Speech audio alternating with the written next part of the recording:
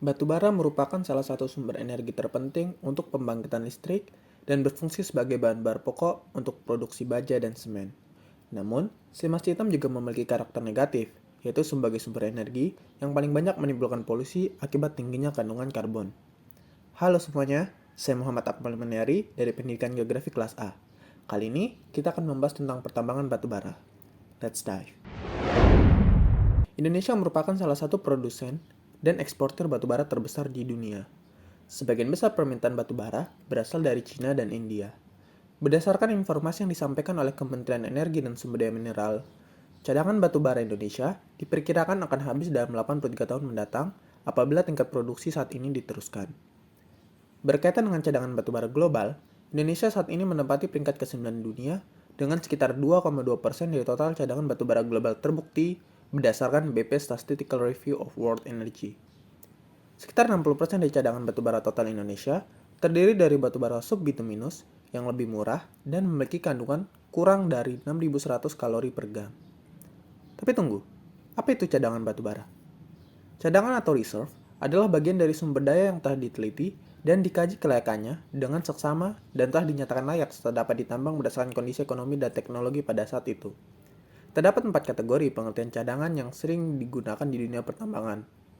1. Cadangan di tempat atau in-place reserve. Cadangan di tempat diartikan sebagai jumlah batu bara yang sebenarnya terdapat di bawah permukaan, yang telah dihitung dan memenuhi persyaratan ekonomi pertambangan dalam kondisi tertentu. Cadangan di tempat tidak seluruhnya dapat ditambang. Pada proyek pertambangan komersial, cadangan di tempat selanjutnya dievaluasi untuk memperhitungkan berapa sebenarnya jumlah batu bara yang dapat dimanfaatkan melalui operasi penambangan. 2. Cadangan dapat ditambang atau mineable reserve.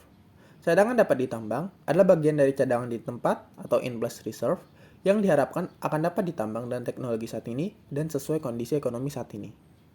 3. Cadangan telah ditambang atau recoverable reserve. Cadangan telah ditambang adalah cadangan yang berasal dari cadangan dapat ditambang atau mineable reserve yang telah ditambang atau terambil atas dasar biaya dan kondisi ekonomi yang telah ditetapkan.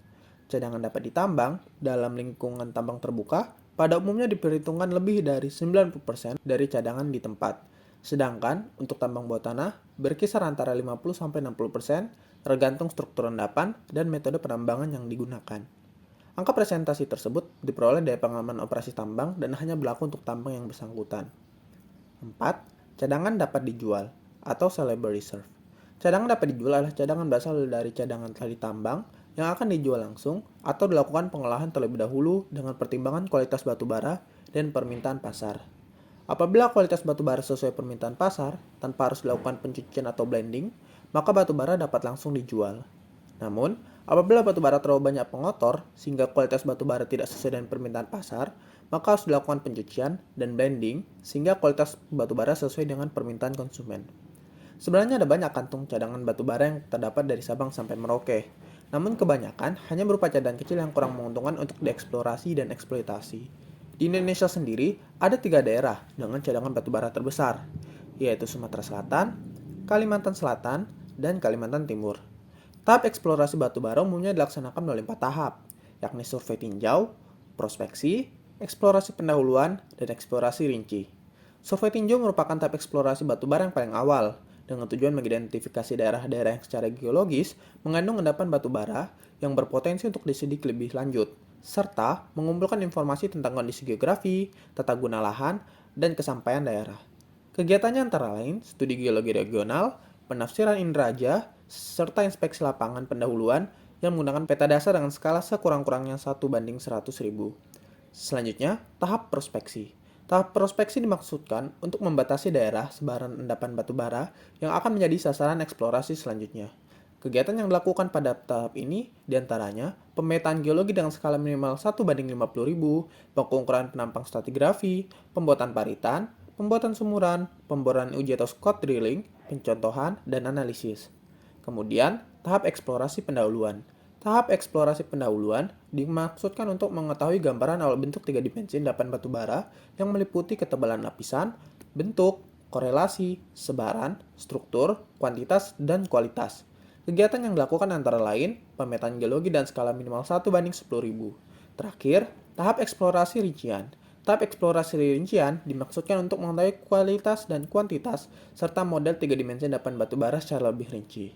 Tujuan penyelidikan geologi ini adalah untuk mengidentifikasi kedapatan, keberadaan, ukuran, bentuk, sebaran, kuantitas, serta kualitas suatu endapan batu bara sebagai dasar analisis atau kajian kemungkinan dilakukannya investasi.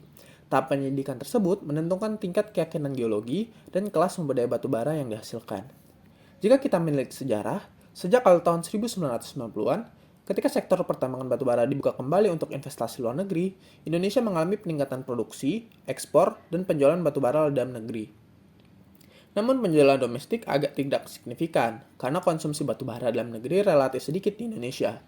Namun dalam beberapa tahun terakhir, terjadi peningkatan penjualan batu bara domestik yang pesat, karena pemerintah Indonesia berkomitmen terhadap program energi yang ambisius. Selain itu, beberapa perusahaan pertambangan besar di Indonesia, misalnya penambang batu bara Adaro Energy, telah berekspansi ke sektor energi karena harga komoditas yang rendah membuatnya tidak menarik untuk tetap fokus pada ekspor batu bara. Sehingga menjadi perusahaan energi terintegrasi yang mengkonsumsi batu bara mereka sendiri. Ekspor batu bara Indonesia sekarang berkisar antara 70-80% dari total produksi batu bara. Sisanya dijual di pasar domestik. Nah, sekarang bagaimana prospek masa depan tambang batu bara di Indonesia?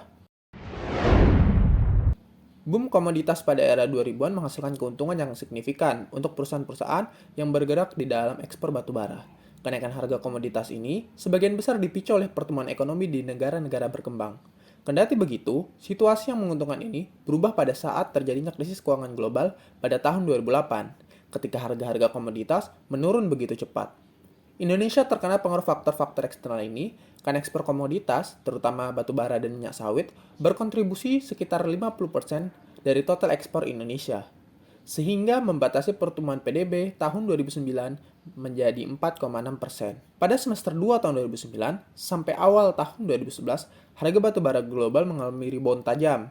Kendati begitu, penurunan aktivitas ekonomi global telah menurunkan permintaan batu bara sehingga menyebabkan penurunan tajam harga batu bara dari awal tahun 2011 sampai pertengahan tahun 2016. Selain dari lambatnya pertumbuhan ekonomi global, pelemahan tajam perekonomian RT, penurunan permintaan komoditas batu bara, ada pula faktor lain yang berperan terhadap penurunan harga batu bara. Pada era boom komoditi 2000-an, banyak perusahaan pertambangan baru yang didirikan di Indonesia. Sementara, perusahaan-perusahaan tambang yang sudah ada meningkatkan investasi untuk memperluas kapasitas produksi mereka. Hal ini menyebabkan kelebihan suplai yang sangat besar dan diperburuk oleh antusiasme para penambang batu bara di tahun 2010 sampai 2013 untuk memproduksi dan menjual batu bara sebanyak mungkin karena rendahnya harga batu bara global dalam rangka menghasilkan pendapatan dan keuntungan. Pada paruh kedua 2016, harga batu bara melonjak ke level yang kita lihat di awal tahun 2014, sehingga memberikan angin segar ke industri pertambangan.